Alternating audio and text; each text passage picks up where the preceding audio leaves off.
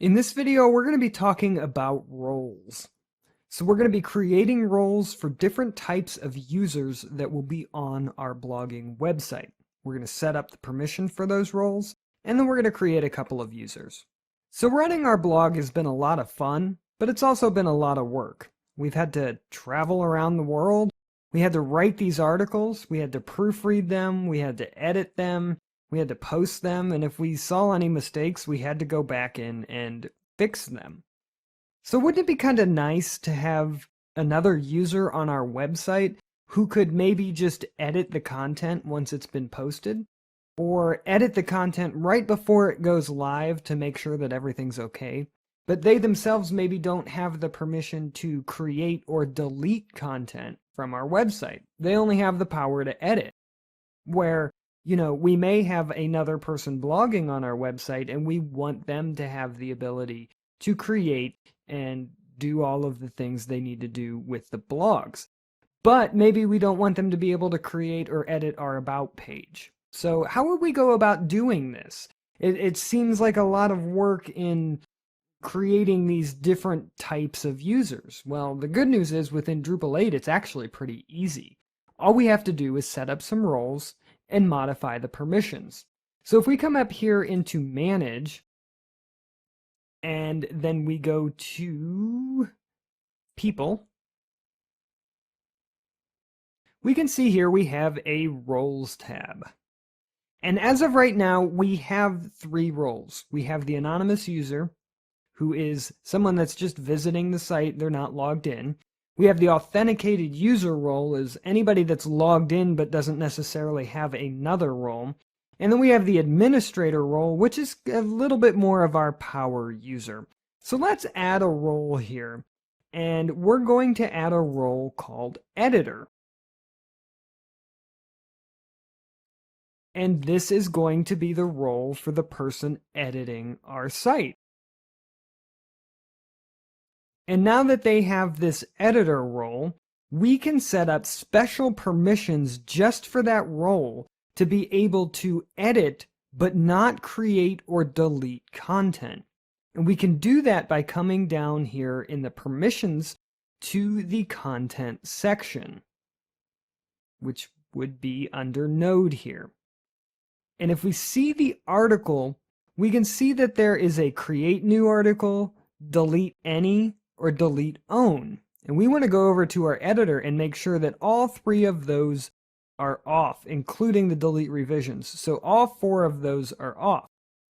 But under the edit any article content and edit own, we want to make sure that this role can do that. We'd also like them to be able to revert some revisions, and they need to view the revisions. But then under the basic page content, we don't want them to be able to do anything at all because we just want them to be able to edit the articles, which they now have permission to do. In order to do that as well, we may need to give them permission to administer content and access the content overview page. And so with that, we can simply scroll down and save our permissions. And now in order to test this out, we're going to need to create a user. So if we come to the list of our users, we can add a new user. Our new user's email address is simply going to be example@example.com. His username, let's call him Editor Joe. And Joe needs a password.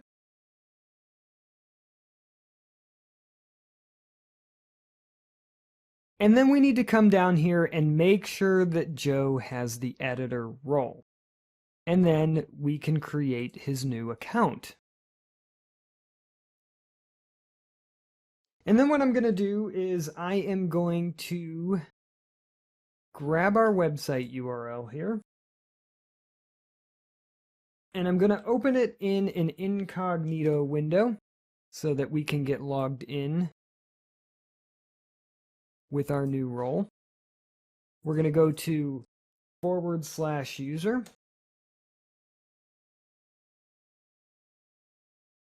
We're going to type in our username and our password.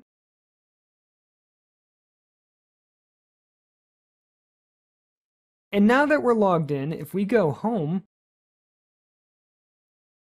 and go to any of the articles, we should be able to see that our role now has the permission to edit this article.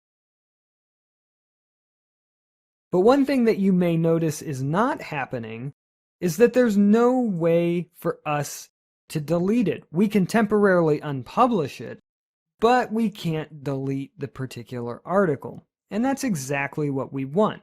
So now we have two roles on our website.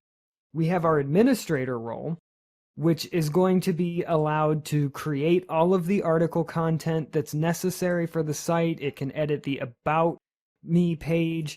And then we have our editor role, which is only able to edit the nodes that we've created. And that's exactly what we wanted to do. So now we've streamlined our blog and made things easier on ourselves by creating a role that allows somebody just enough permission to log in and help us, but not enough permission to log in and cause a lot of trouble on our website. In the next video, we're going to start creating our news views.